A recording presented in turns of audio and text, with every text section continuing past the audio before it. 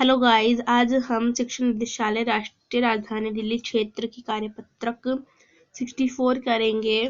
विषय आपका हिंदी जो है व्याकरण, क्लास आपकी 9th, तारीख है आपकी 7 तारीख पहला महीना 2022। यहाँ पे आप अपना नाम लिखना या अपने कक्षा अध्यापक का नाम लिखना। तो आइए स्टार्ट करते हैं। हम अपनी बात या किसी विषय को कहकर या लिखकर समझाते हैं। अब लोगों के पास समय कम होता है, इसलिए संक्षेप का मतलब होता है छोटी सरल बात में समझाना। संक्षेप में बात को कहना या लिखना लोग अधिक पसंद करते हैं। कम शब्दों तथा वाक्यों में किसी विषय को अच्छी तरह कहना लिखना एक कला जैसे कि अनुच्छेद लेखन किया जाता है। आइए आज हम अनुच्छेद लेखन को ही समझते हैं, इसका और अभ्यास करते हैं।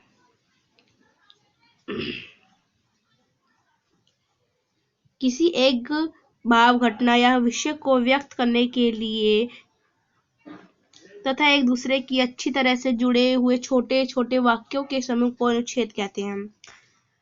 अनुच्छेद को अंग्रेजी में पैराग्राफ भी कहते हैं।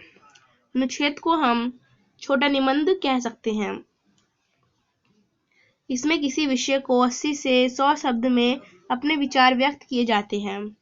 इसका मुख्य कार्य किसी एक विचार को इस तरह लिखना होता है इसके सभी वाक्य एक दूसरे से बने रहते हैं।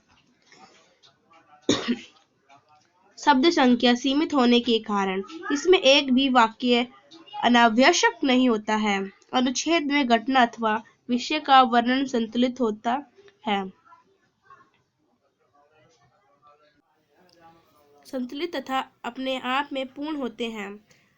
शब्दों के सही चयन के साथ लोकगीतों एवं मुहावरों के समुचित प्रयोग में अनुच्छेद की भाषा शैली सजीव एवं प्रभावशाली होती है। निबंध और अनुच्छेद लेखन में मुख्य अंतर यह है कि निबंध में प्रत्येक बिंदु को अलग अलग अनुच्छेद में लिखा जाता है, वहीं अनुच्छेद लेखन में एक ही अनुच्छेद में प्रस्तुत किए जाता है। इसके अतिरिक्त निबंध की भूमिका मध्य एवं उपसर्ग जैसे विभाजन अनुच्छेद में करने की आवश्यकता नहीं होती।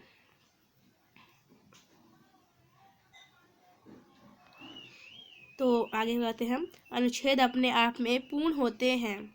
अनुच्छेद का मुख्य विचार या भाव की कुंजी या तो आरंभ में रहती है या तो अंत में।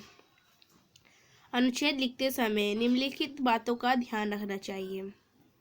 वो क्या बातें हैं, आइए हम करते हैं। पहला है, अनुच्छेद लिखने से पहले उसकी रूपरेखा, संकेत बिंदु आदि मन में बना लेना चाहिए ताकि हमें लिखने में आसानी हो। अनुच्छेद में विषय के किसी एक ही पक्ष का वर्णन करें।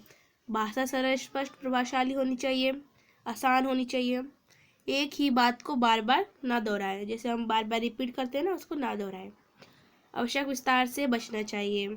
शब्द सीमा को ध्यान में रखकर ही अनुच्छेद लिखें। पूरे अनुच्छेद में एक रूपांतर होनी चाहिए। विषय से संबंधित सूती अथवा कविता की पंक्तियों का प्रयोग भी कर सकते हैं। ठीक है, तो यहाँ पर हमें एक क्वेश्चन दिया गया है, सिर्फ बहुत आसान क्वेश्चन है आज का हमारा।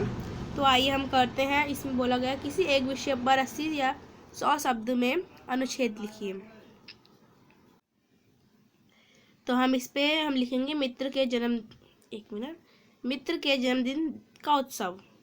ठीक है, यहाँ पे बहुत सारी है, जो आपको अच्छा लगे वो आप लिख सकते हैं। जैसे ऑनलाइन पढ़ाई, समय के लिए नहीं रुकता, समय किसी के लिए नहीं रुकता, मीठी बोली का महत्व, विद्यालय की प्रार्थना सभा।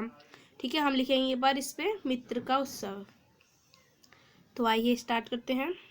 मित्र का उत्सव, मित्र के जन्मदिन का उत्सव। ठीक है, मेरे मित्र के जन्मदिन का उत्सव सबसे प्रिय तथा मेरे सबसे करीब रहने वाले मित्र रमेश का बीते मंगलवार को जन्मदिन था। हम दोनों दोस्त के जन्मदिन पर मैंने रात में ही उसे फ़ोन पर ढेर सारी शुभकामनाएं और बधाइयाँ दी तथा उसके लंबे उम्र की कामना की।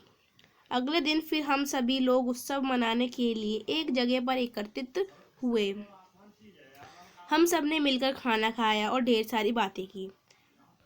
उसके बाद हम सब अपने अपने घर की और ज़्यादा रात्रि होने से पहले ही चले गए। मुझे मेरे दोस्त का जन्मदिन मनाना बहुत अच्छा लगता है। आप सबको ही अपने दोस्त का जन्मदिन मनाना बहुत अच्छा लगता होगा। तो आज की यही थी वर्कशीट आपकी।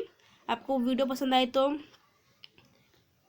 लाइक, शेयर, सब्सक्राइब प्लीज़ करना, ताकि हमारी, और बेल आइटम को भी दबा देना ताकि हमारी जो वीडियो हो आपको पहले जल्दी तक पहुंच सके। तो यही थी आपकी आज की वर्कशीट। होप है आपको समझ में आई होगी। Bye, take care.